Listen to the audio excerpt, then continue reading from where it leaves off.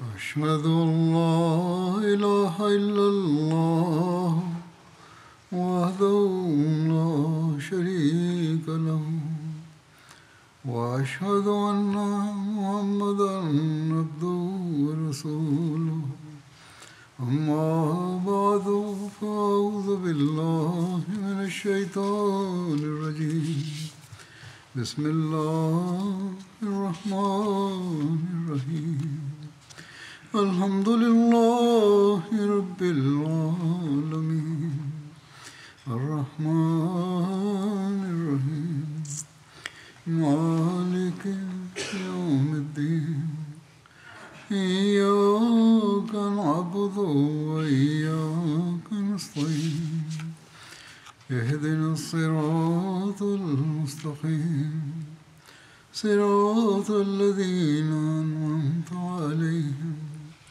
غير المغضوب عليهم ولا الضالين.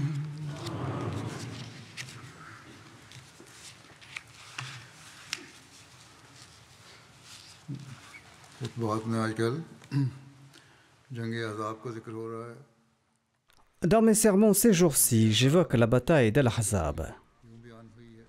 Voici des détails supplémentaires à propos de cette bataille. Malgré avoir franchi le fossé, les polythéistes ne réussirent pas à obtenir la victoire et ils durent faire face à une sévère défaite. Par la suite, ils décidèrent d'attaquer tous ensemble le lendemain matin. Personne ne devait rester en arrière. Ils passèrent toute la nuit à se préparer et arrivèrent devant le fossé face au saint prophète Mohammed lui au lever du soleil. Les polythéistes encerclèrent le fossé de toutes parts et dirigèrent une armée vers la tente du saint prophète Mohammed parmi laquelle se trouvait Khalid bin Walid. Avec de nombreuses tentatives de franchir le fossé, il y eut des échanges intenses de flèches. Des mécréants guettaient à toute occasion pour tromper les musulmans et pour franchir le fossé. Ces attaques et ces efforts se répétèrent de temps à autre. C'est à ce moment-là que Wahshi bin Harb tua de son javelot court Tufail bin Norman, ou selon certaines sources, Tufail bin Malik bin Norman al-Ansari. Sa'd bin Mu'adh fut également blessé par une flèche, blessure qui entraîna sa mort quelques jours plus tard, après la bataille. Ce fut un jour où il était même difficile pour les musulmans de prier à l'heure prescrite. En raison de l'activité incessante de cette journée et des attaques répétées, les événements relatés semblent avoir été mal conservés par les narrateurs ultérieurs. Au fil du temps, l'histoire s'est transformée pour affirmer que ce jour-là, les musulmans, y compris le saint prophète Mohammed n'ont pas pu accomplir ni la prière de l'après-midi, la prière de Zuhr, ni la prière d'Asr, la prière de l'après-midi tardive avant le coucher du soleil. Une version courante de cette histoire ajoute que ces prières ont été accomplies après le coucher du soleil. Certains historiens ont exagéré en affirmant qu'Allah aurait fait reculer le soleil pour permettre aux musulmans de prier la prière de l'après-midi, la prière de Zuhr, et celle de l'après-midi tardive, la prière d'Asr. En réalité, cela n'est pas exact. Il ne fait aucun doute que ce jour-là fut un jour extrêmement éprouvant pour les musulmans, et le saint prophète Mohammed lui et tous les musulmans furent continuellement sous la menace des attaques. Cependant, il est tout aussi faux d'affirmer que personne, y compris le saint prophète Mohammed n'ait pu accomplir aucune prière. Bien que la journée a été éprouvante, elle n'était pas à ce point insurmontable pour empêcher les prières. Les prières ont été accomplies ce jour-là, mais dans un climat de peur et d'anxiété constant. Il semble que les attaques aient atteint leur paroxysme vers l'heure de la prière d'Asr, rendant sa pratique difficile et la contraignant à être accomplie dans l'urgence. Dans son ouvrage Sirat Khatamun Nabiyyin, Hazrat Mirza Bashir Ahmad Sahib a expliqué que l'affirmation selon laquelle les musulmans n'ont pas pu accomplir toutes leurs prières à l'heure ce jour-là est inexacte. On dit que les musulmans n'ont pas pu accomplir leur prière à l'heure. Ce qui est correct, comme le prouvent les traditions authentiques, c'est que, étant donné que la prière en état d'alerte, la Salat al-Khawf, n'était pas encore autorisée à cette époque, en raison du danger constant et de l'occupation, seule la prière de l'après-midi tardive, la prière d'Asr, a été retardée et accomplie avec la prière du coucher du soleil, c'est-à-dire la prière de Maghrib. Selon certaines traditions, seules les prières de l'après-midi de Zuhr et de l'après-midi tardive Asr ont été retardées. Hadrat Muslim Maud a également évoqué cet événement. Il écrit qu'un jour, l'attaque a été si intense que les musulmans n'ont pas pu accomplir certaines de leurs prières à l'heure. Et cela a causé tant de chagrin au saint prophète Mohammed sallallahu alayhi wa sallam qu'il a déclaré que Dieu punisse les mécréants, ils nous ont fait manquer nos prières. Cela met en exergue la piété du saint prophète Mohammed sallallahu alayhi wa sallam. L'on comprend que l'adoration de Dieu était la chose la plus chère à ses yeux. Tandis que les ennemis encerclaient Médine de toutes parts et que la vie des femmes et des enfants était également en danger, on sus que la vie des hommes parmi les musulmans, tandis que les cœurs des habitants de Médine battaient à la chamade, de peur que l'ennemi ne pénètre dans la ville, même en ces moments-là, le saint prophète Mohammed sallallahu alayhi wa sallam souhaitait ardemment que l'adoration de Dieu soit accomplie à temps et avec dévotion. Même dans une situation de peur extrême, sa seule préoccupation était de ne pas manquer ses actes d'adoration. Le culte divin des musulmans ne se limite pas à un seul jour de la semaine, comme c'est le cas pour les juifs, les chrétiens et les hindous. Les musulmans prient 5 fois par jour et par nuit. Dans une situation aussi dangereuse, il était déjà difficile pour un être humain d'accomplir une seule prière quotidienne. Alors imaginez 5 prières par jour en toute dévotion et en communauté. Pourtant, même dans ces moments périlleux, le saint prophète Mohammed sallallahu alayhi wa sallam accomplissait ces 5 prières à l'heure indiquée. Et lorsqu'un jour, en raison des violentes attaques ennemies, il ne put invoquer son Seigneur avec tranquillité et à l'heure habituelle, il en souffrit énormément.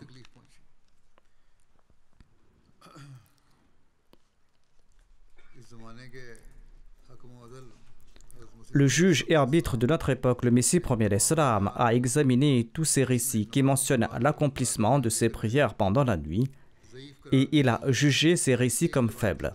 Il n'a considéré comme authentique qu'un seul récit qui mentionne que la prière d'Asr, la prière de l'après-midi, a été accomplie plus tard que d'habitude. Ainsi, le Messie premier l'Islam répond à l'objection d'un prêtre concernant le fait que le saint prophète Mohammed sallallahu alayhi wa sallam aurait manqué 4 prières pendant la bataille du fossé. Il déclare « Il demeure l'allégation selon laquelle 4 prières ont été regroupées pendant la construction du fossé. » La réponse à cette idée absurde est la suivante. Allah déclare que la religion n'impose pas des difficultés, c'est-à-dire qu'elle ne contient pas des règles qui conduiraient à la destruction de l'homme. C'est pourquoi il a permis de regrouper, de raccourcir les prières en cas de besoin et lorsqu'on est frappé de malheur. Cependant, nous ne trouvons aucun récit authentique mentionnant qu'il y a eu un regroupement de 4 prières à cet endroit. Il est possible que cela se soit produit, mais aucun récit fiable ne le mentionne. En fait, dans le Fathul Bari, un commentaire du Sahih al-Bukhari, il est écrit que le seul événement qui s'est produit, c'est qu'une seule prière, la prière d'Asr, a été accomplie plus tard que d'habitude et dans l'urgence. Le Messie premier l'Islam ajoute « Si vous étiez là à ce moment-là, devant moi, je vous aurais demandé d'où avez-vous tiré ce récit ?»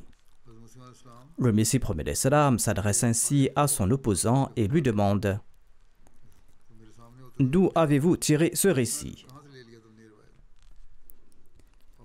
Est-il unanimement admis par les récits que les 4 prières ont été manquées? 4 prières peuvent être regroupées selon la loi islamique, c'est-à-dire la prière de Zuhr et d'Asr et la prière de Maghrib et d'Isha. Il existe bien un récit faible mentionnant le fait que les prières de Zuhr et d'Asr et de Maghrib et d'Isha ont été accomplies ensemble, mais d'autres hadiths authentiques contredisent ce récit et ne confirment que la prière d'Asr a été accomplie plus tard que d'habitude et dans l'urgence. En tout cas, il est clair que toutes les prières de la journée n'ont pas été regroupées, mais que seule celle de la prière d'Asr a été accomplie plus tard et dans la précipitation. Et le saint prophète Mohammed sallallahu alayhi wa sallam regrettait de ne pas avoir pu prier correctement et sereinement. Les détails de la bataille du fossé révèlent que ce fut une épreuve très difficile pour les musulmans. En plus de la peur de la guerre, la faim était intense et le temps était des plus incléments. Les musulmans ont dû s'affamer pendant de longues périodes. Pendant cette épreuve, une aide divine inattendue est survenue. Un groupe de musulmans armés qui se rendaient à l'enterrement d'un proche trouva 20 chameaux chargés de grains envoyés par les Banu Qurayza aux Qurayshites de la Mecque. Ces provisions avaient été envoyées grâce à l'intervention et aux efforts particuliers de Huyy bin Akhtab. Après une petite escarmouche, les musulmans ont pu s'emparer de tous ces chameaux et les ont présentés au saint prophète Mohammed sallallahu alayhi wa sallam. Les habitants du fossé en ont mangé et ils ont sacrifié quelques-uns des chameaux et ils ont gardé le reste qu'ils ont emmené à Médine à la fin de la bataille. Lorsque le chef de guerre Qurayshite Abu Sufyan a appris cette nouvelle, il a déclaré « Huyy s'est révélé être de mauvais augure. Maintenant, quand nous allons retourner, nous n'aurons même pas de bêtes de somme pour transporter nos affaires. »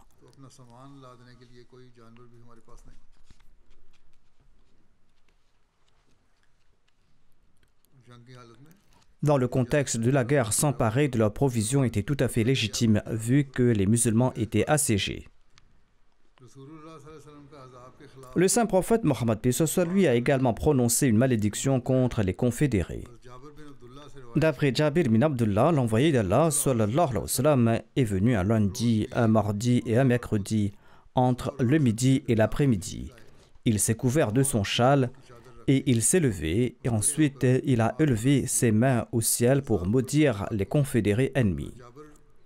Jabir déclare: nous avons vu de la joie sur le visage du saint prophète Mohammed sallallahu alayhi wa sallam. Abdullah bin Ubay Awfa rapporte que le saint prophète Mohammed sallallahu alayhi wa sallam a maudit les confédérés. Abu Nuaym a ajouté un détail supplémentaire en rapportant que lorsque le soleil a commencé à décliner, le saint prophète Mohammed sallallahu alayhi wa sallam s'est levé parmi les gens. Il a déclaré: aux gens, ne désirez pas affronter l'ennemi, demandez plutôt la protection à Allah. Et si vous devez affronter l'ennemi, alors soyez patient et sachez que le paradis se trouve à l'ombre des épées. Ensuite, le saint prophète Mohammed sallallahu alayhi wa sallam a prié en ces termes: Allahumma munzil al-kitab, sari al-hisab, izham al-ahzab. Allahumma zimhum wansurna alayhim. Ô Allah, toi qui as révélé le livre et toi qui réclames des comptes rapidement, anéantis les parties adverses. Ô Allah, anéantis-les et viens à notre aide. Une autre version évoque également cette invocation: Allahumma inni anshaduka ahdaka wa wa'daka. Allahumma in tasha'a la ta'ubad. Ô Allah, je t'implore par ton pacte et par ta promesse. Ô Allah, si tu le souhaites, on ne t'adorera plus. Abu Saïd al-Khudri rapporte que nous avons dit: ô messager d'Allah sallallahu alayhi wa sallam, nos cœurs sont emplis d'angoisse, notre situation est désespérée. Y a-t-il des paroles que nous puissions prononcer ou une prière que vous puissiez nous enseigner? Le saint prophète a répondu: oui. Priez en ces termes: Allahumma astur awratina wa amin arawatina. Ô Allah, couvre nos défauts et éloigne-nous de nos craintes. Le Muslim Maud a également mentionné que certains musulmans, saisis de panique, sont venus voir le saint prophète Mohammed sallallahu alayhi wa sallam et lui ont dit: ô messager d'Allah sallallahu alayhi wa sallam, la situation est très dangereuse. Il semble maintenant qu'il n'y ait plus d'espoir pour sauver Médine. Implorez donc Allah de manière spéciale en ce moment et enseigne-nous une invocation dont la récitation va nous attirer la grâce d'Allah. Le saint prophète, paix soit sur lui, a déclaré: ne vous inquiétez pas, invoquez Allah pour qu'il voile vos faiblesses, pour qu'il affermisse vos cœurs et pour qu'il dissipe votre peur.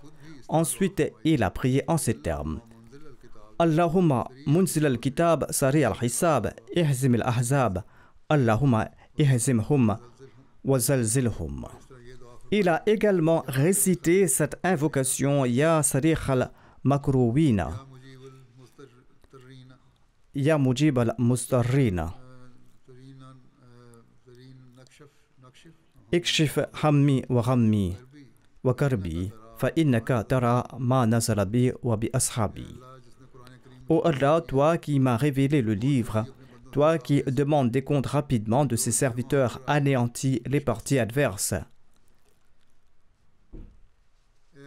Ô Allah, anéantis-les et accorde-nous la victoire sur eux et fais-les échouer dans leurs plans.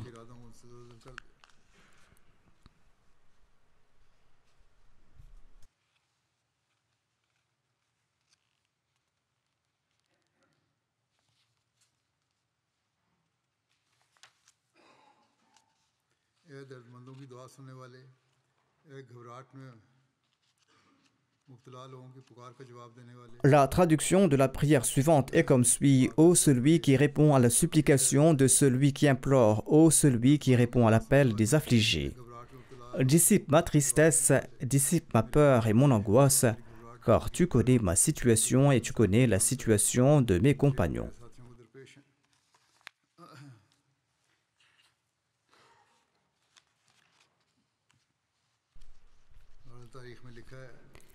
Les annales historiques relatent que la bataille avait atteint son paroxysme. Les Korachites de la Mecque et leurs tribus alliées, exaspérés par le long siège, étaient impatients de porter un coup final aux musulmans et de les anéantir rapidement. En effet, d'un point de vue militaire, les musulmans étaient assiégés de toutes parts, et la présence d'alliés comme les Banu Qurayza à l'intérieur de Médine renforçait considérablement les espoirs et le moral des mécréants. Les mécréants souhaitaient désormais lancer une attaque massive et une attaque simultanée pour raser Médine jusqu'aux fondations.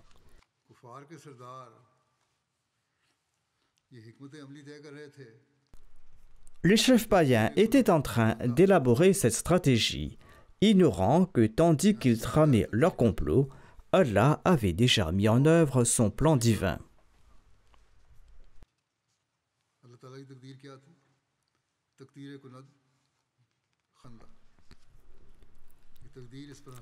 Le décret divin se moquait de leur plan en leur disant « Attendez voir ce que je vous réserve », c'est-à-dire qu'aucun de leurs plans n'aboutira. Et conformément à cette disposition divine, Allah a commencé à accorder une aide secrète aux musulmans. Dans son ouvrage Sirat Khatamun Nabiyyin, Hazrat Mirza Bashir Ahmad Sahib explique ceci en ces termes. Un individu nommé Nuaym bin Masoud appartenant à la tribu Ashjara, une branche de la tribu Radfan, combattait contre les musulmans dans cette bataille. Il était arrivé à Médine, il avait accepté l'islam dans son cœur, mais les mécréants n'en étaient pas encore conscients. Profitant de cette situation et avec une grande intelligence, il a mis en œuvre une stratégie qui a réussi à créer de la division entre les mécréants. Tout d'abord, Nuaym bin Masoud s'est rendu chez les Banu Qurayza. Il entretenait de bonnes relations avec eux depuis longtemps et il a rencontré les chefs des Banu Qurayza et il leur a dit ceci. À mon avis, vous avez mal agi en trahissant Mohammed sallallahu alayhi wa sallam et en rejoignant les Korachites et les Radfan. Les Korachites et les Radfan ne sont à Médine que pour quelques jours, tandis que vous êtes des résidents permanents de cet endroit, car ceci est votre patrie, et vous allez être en contact avec les musulmans. Rappelez-vous tout simplement que lorsque les Korachites et les autres quitteront cet endroit, ils ne vous accorderont pas la moindre considération et ils vous laisseront à la merci des musulmans. Au minimum, vous devriez exiger des Korachites et des Radfan de remettre quelques hommes en otage afin d'être rassurés de ne pas être trahis à la fin. Les chefs des Banu Qurayza ont compris la proposition de Nuaym et ils ont accepté de demander des otages aux Korachites afin d'éviter d'éventuelles représailles plus tard. Ensuite, Nuaym bin Masoud s'est rendu auprès des chefs Korachites et il leur a dit ceci. Les Banu Qurayza craignent que vous ne les abandonniez et qu'ils ne subissent des représailles de la part des musulmans. Ils sont donc en train de douter de votre alliance et ils envisagent de vous demander des otages en garantie. Cependant, ne leur donnez en aucun cas des otages. Ils pourraient vous trahir et remettre vos otages aux musulmans. Ensuite, Nuaym bin Masoud s'est rendu chez sa propre tribu, les Ghatfan, et il leur a dit des choses similaires. Grâce à la volonté divine, il se trouve que les Koraïchites et les Ghatfan prévoyaient déjà une attaque générale contre les musulmans. Cette attaque devait être menée simultanément sur les 4 fronts de la ville afin que les musulmans, en raison de leur nombre réduit, ne puissent se défendre et que leur ligne de défense puisse être percée à un endroit ou à un autre et offrir ainsi une voie aux assaillants. Dans ce but, ils ont envoyé un message aux Banu Qurayza en leur disant ceci: le siège devient trop long et les gens sont fatigués. Par conséquent, nous avons décidé que demain, toutes les tribus lanceront une attaque unie contre les musulmans. Vous devez également vous préparer à l'assaut de demain.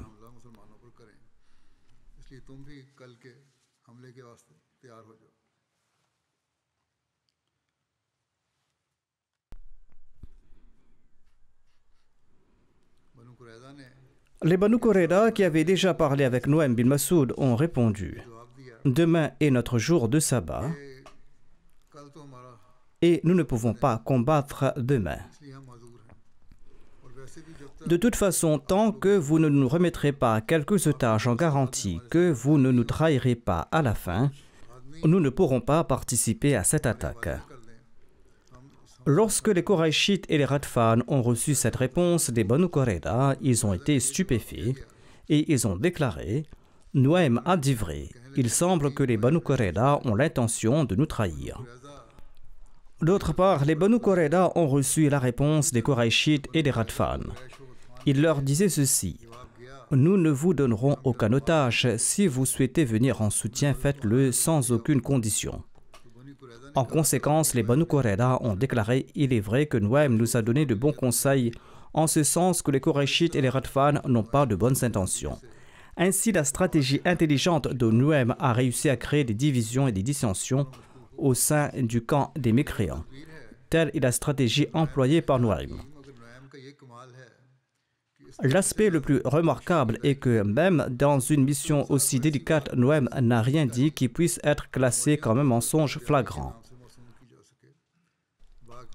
Dans le cadre de l'usage de la stratégie pour mener à bien un plan ou pour formuler un projet permettant de se protéger des méfaits d'un ennemi, pareille pratique n'est pas répréhensible. En fait, c'est une part très bénéfique de l'art de la guerre par laquelle un ennemi cruel peut être déjoué et vaincu, et la chaîne inutile d'effusion de sang et de carnage peut être stoppée.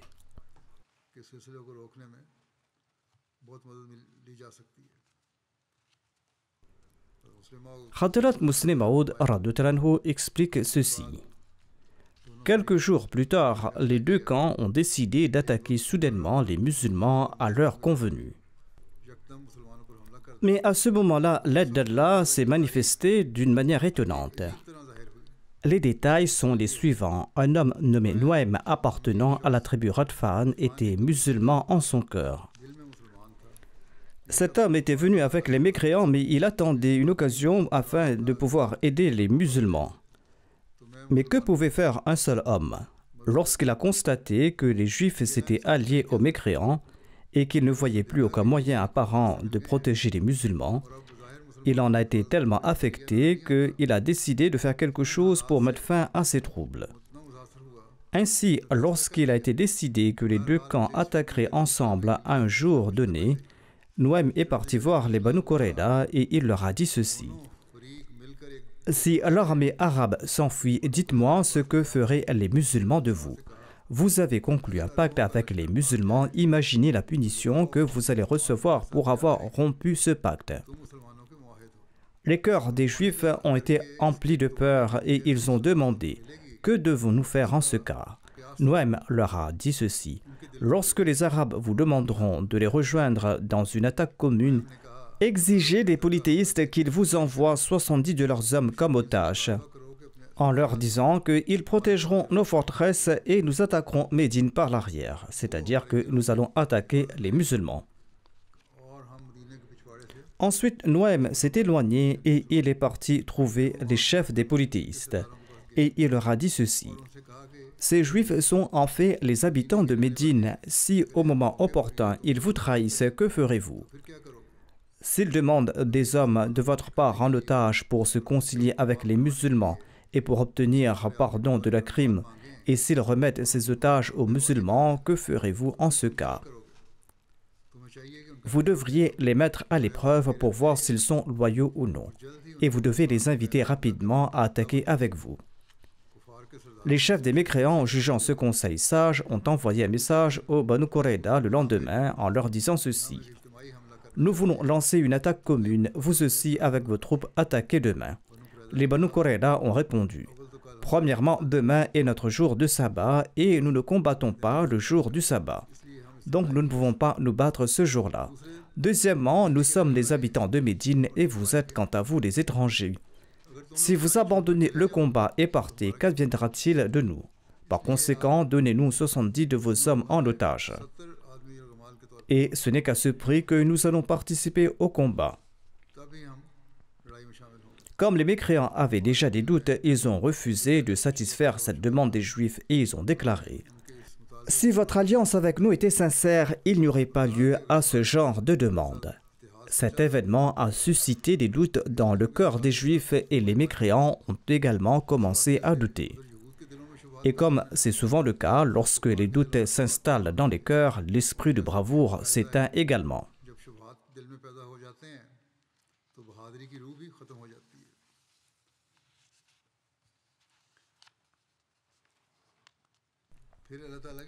Ensuite, le destin d'Allah s'est manifesté une nuit sous la forme d'une violente tempête qui a forcé les confédérés et les différents clans d'attaquants païens à battre en retraite.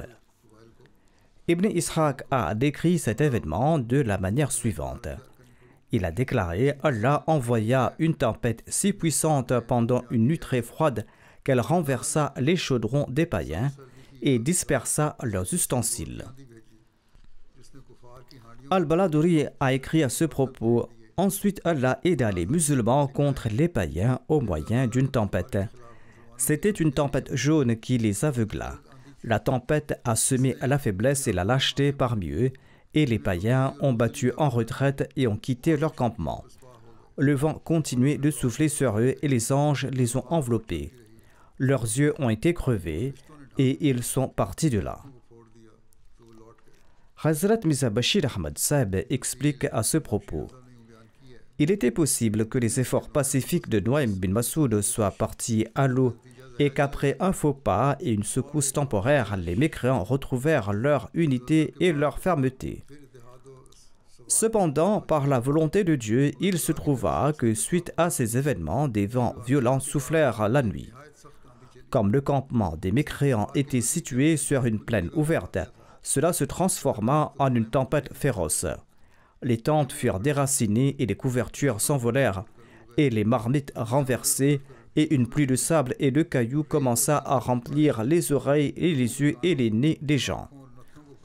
Ensuite, plus que toute autre chose, les feux tribaux qui étaient maintenus allumés pendant la nuit, avec une grande formalité selon l'ancienne coutume arabe, eh bien ces feux commencèrent à s'éteindre ici et là, et c'était comme des débris perdus. Ils avaient grand confiance que ces feux n'allaient pas s'éteindre. Ces spectacles choquèrent les cœurs superstitieux des mécréants, déjà ébranlés par les difficultés de ce siège prolongé et l'amère expérience de la méfiance mutuelle entre les confédérés, au point qu'ils ne purent plus se reprendre. Avant l'aube, l'horizon de Médine était nettoyé de la poussière de l'armée des mécréants. Ainsi, il se trouva que lorsque la tempête prit de l'ampleur, Abu Sufyan convoqua les chefs proches des Korachites et il leur a dit ceci: nos difficultés sont en train de prendre de l'ampleur. Il n'est plus approprié pour nous de rester ici. Il vaut mieux que nous retournions, et quant à moi, je pars. Ayant prononcé ces paroles, il ordonna à ses hommes de battre en retraite et monta sur son chameau. Cependant, il était tellement effrayé qu'il oublia même de détacher les pattes avant de son chameau. Après être monté et après avoir remarqué que son chameau ne bougeait pas, il se souvint qu'il fallait encore le détacher. À ce moment-là, Ikrama bin Abu Jahl se tenait à côté d'Abu Sufyan et d'un ton quelque peu amer, il lui dit ceci. Abu Sufyan, tu es le commandant de l'armée et pourtant tu fuis l'armée en la laissant derrière toi et tu ne te soucies même pas des autres. Abu Sufyan en eut honte et il descendit de son chameau en disant ceci. Voilà, je ne vais nulle part pour l'instant, mais vous devriez également vous préparer rapidement et partir d'ici le plus vite possible. Ainsi, les gens se préparèrent rapidement et peu de temps après, Abu Sufyan monta sur son chameau et partit. Jusqu'à ce moment-là, les Banu Ghatfan et les autres tribus n'avaient aucune connaissance de l'intention des Qurayshites de prendre la fuite. Cependant, lorsque le campement des Qurayshites commença à se vider rapidement, les autres le découvrirent également. En conséquence, les autres devinrent également effrayés et annoncèrent une retraite. Les Banu Qurayza se retirèrent également dans leur forteresse. Avec les Banu Qurayza, le chef des Banu Nadir, Huyy bin Akhtab, les accompagna également dans leur forteresse. Avant que la lumière de l'aube ne se manifeste, la plaine entière était vide et par un soudain et étonnant renversement de la situation, les musulmans qui étaient sur le point d'être vaincus devinrent des vainqueurs triomphants. Alors que la situation était telle que les mécréants étaient sur le point de prendre le dessus, les musulmans furent les vainqueurs. Hadrat Muslim Maud a décrit cette situation en détail en disant: les mécréants pleins de doutes et d'incertitudes se retirèrent dans leurs tentes pour la nuit. Mais Allah ouvrit un autre chemin de secours céleste. Une violente tempête souffla pendant la nuit, détruisant les couvertures des puits, renversant les marmites des foyers et éteignant les feux de certains clans. Les Arabes païens avaient la coutume de garder le feu allumé toute la nuit, considérant cela comme un bon présage. Quiconque voyait son feu s'éteindre pensait que c'était un jour de malheur pour lui et il déménageait de son campement et quittait le champ de bataille. Ainsi, les clans dont les feux s'étaient éteints conformément à cette coutume levèrent leurs tentes et se retirèrent pour revenir plus tard dans l'armée. Cependant, en raison des disputes de la journée précédente, les chefs de l'armée étaient déjà remplis de doutes. Les clans qui s'étaient retirés, voyant leurs voisins fuir, pensèrent que les Juifs avaient peut-être attaqué en embuscade avec les musulmans et que les clans environnants s'étaient enfuis. Par conséquent, ils commencèrent à vite démonter leurs tentes et à fuir le champ de bataille. Abu Sufyan était allongé confortablement dans sa tente lorsqu'il apprit cet événement. Pris de panique, il monta sur son chameau encore attaché et commença à l'éperonner. Finalement, ses compagnons attirèrent son attention sur la folie de son geste. On détacha alors les cordes de son chameau et il s'enfuit du champ de bataille avec ses compagnons. Lorsque les mécréants furent dans cet état, le messager d'Allah sallallahu alayhi wa sallam envoya Huzaifa bin al-Yaman pour enquêter sur la situation des mécréants. La Sirat Khatam an-Nabiyyin rapporte que cette nuit-là, alors que les mécréants fuyaient d'eux-mêmes le champ de bataille, le saint prophète Mohammed sallallahu alayhi wa sallam s'adressa à ses compagnons en disant: y a-t-il parmi vous quelqu'un qui irait voir ce qu'il advient de l'armée? Mais les compagnons rapportent qu'il faisait si froid à ce moment-là qu'ils étaient tellement fatigués, affamés et effrayés qu'aucun d'entre eux n'avait la force de répondre ou de bouger. Finalement, le saint prophète Mohammed sallallahu alayhi wa sallam appela Huzaifa bin al-Yaman par son nom. Celui-ci se leva, tremblant de froid, et se présenta devant le saint prophète Mohammed sallallahu alayhi wa sallam. Le saint prophète, paix soit sur lui, posa doucement sa main sur sa tête. Il fit une invocation pour lui et lui dit ceci: n'aie aucune peur et sois tranquille. Inch'Allah, aucun mal ne t'arrivera. Va tout simplement en secret dans le camp des mécréants et n'embête personne, ne te fais pas remarquer. Huzaifa raconte ceci: lorsque je suis parti, j'ai remarqué que je ne ressentais plus le froid. Alors que je tremblais de froid auparavant, je ne ressentais plus aucune trace de froid. Au contraire, j'avais l'impression de traverser un bain chaud et toute ma peur avait disparu. À ce moment-là, l'obscurité de la nuit régnait en maître. Et sans la moindre crainte, mais discrètement, j'ai pénétré dans le camp des mécréants. J'ai alors vu Abu Sufyan se tenant debout, se réchauffant au feu. En le voyant, j'ai immédiatement bandé mon arc et j'étais sur le point de tirer ma flèche. Mais je me suis souvenu de l'ordre du saint prophète Mohammed sallallahu alayhi wa sallam et je me suis retenu. Si j'avais tiré à ce moment-là, Abu Sufyan était si proche qu'il n'aurait certainement pas eu la vie sauve. À ce moment-là, Abu Sufyan donnait l'ordre à ses hommes de retourner et il monta sur son chameau devant moi. Mais dans sa panique, il avait oublié de détacher les pattes de son animal. Ensuite, je suis reparti de là. Huzaifa bin al-Yaman relate ceci. Je suis parti dans notre camp et le messager d'Allah sallallahu alayhi wa sallam était en prière. J'ai attendu que le saint prophète Mohammed paix soit lui ait terminé la prière. Ensuite, je lui ai relaté tout ce qui s'était passé. Le saint prophète Mohammed sallallahu alayhi wa sallam a remercié Dieu. Et il a déclaré, ce n'est pas grâce à nos efforts ou à notre pouvoir, mais c'est uniquement par la grâce d'Allah que les confédérés sont partis. Ensuite, la nouvelle de la fuite des mécréants s'est rapidement répandue dans tout le camp des musulmans. Le Muslim Maud a également relaté cet événement. Il écrit ceci. Dans le dernier tiers de la nuit, le champ où près de 25 000 soldats païens avaient campé était vide comme un désert. À ce moment-là, Allah a révélé à son messager, sallallahu alayhi wa sallam, que ses ennemis avaient été mis en fuite. Allah avait informé le saint prophète Mohammed sallallahu alayhi wa sallam de la situation, c'est pourquoi il avait demandé à ses compagnons qui ira partir là-bas. Il souhaitait envoyer quelqu'un pour vérifier la situation et il s'adressa aux compagnons assis autour de lui. C'était la saison froide et les musulmans n'avaient pas assez de vêtements. Ils avaient tellement froid que leur langue était engourdie. Ils ne pouvaient même pas parler. Certains compagnons disent qu'ils ont entendu la voix du messager d'Allah sallallahu alayhi wa sallam et qu'ils souhaitaient répondre, mais ils n'ont pas pu prononcer un seul mot. Seul Huzaifa a répondu au messager d'Allah sallallahu alayhi wa sallam quelle est la tâche à accomplir. Le Muslim Maud n'a pas dit que c'est le saint prophète qui avait appelé Huzaifa, mais que c'était ce dernier qui avait répondu à l'appel.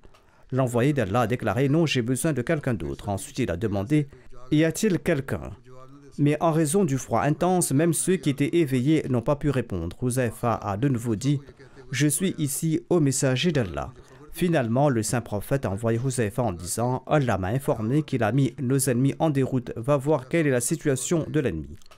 Huzaifa est parti tout près de la tranchée et a vu que le champ de bataille était complètement vide de soldats ennemis.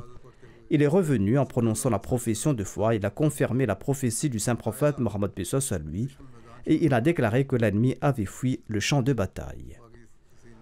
Je présenterai les deux détails à l'avenir, Inch'Allah. Comme vous le savez, la situation dans le monde se détériore de jour en jour. Nous nous dirigeons vers la destruction. Les États-Unis et les grandes puissances ne veulent pas faire régner la justice. La guerre est en train de se répandre.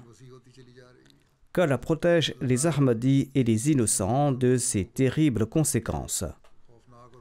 Pour ce faire, nous allons devoir renforcer notre lien avec Allah et nous allons devoir accorder beaucoup d'attention à la prière. Chaque Ahmadi doit être vigilant à cet égard. La situation des Ahmadis au Pakistan se détériore considérablement. Priez aussi pour eux. Priez également pour la situation des Ahmadis au Bangladesh. Ces personnes subissent de grandes difficultés. Qu'Allah accorde sa miséricorde et sa grâce à tout le monde.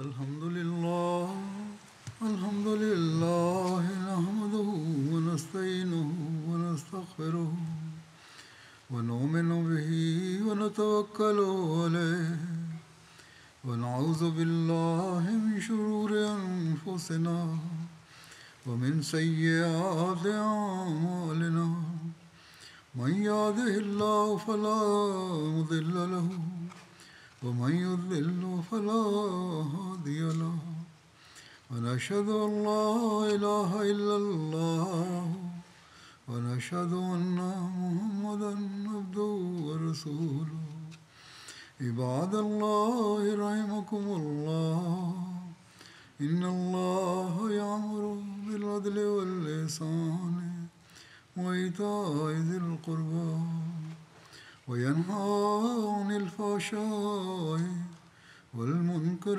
والبغي يعظكم لعلكم تذكرون اذكروا الله يذكركم وادعوه يستجب لكم ولذكر الله أكبر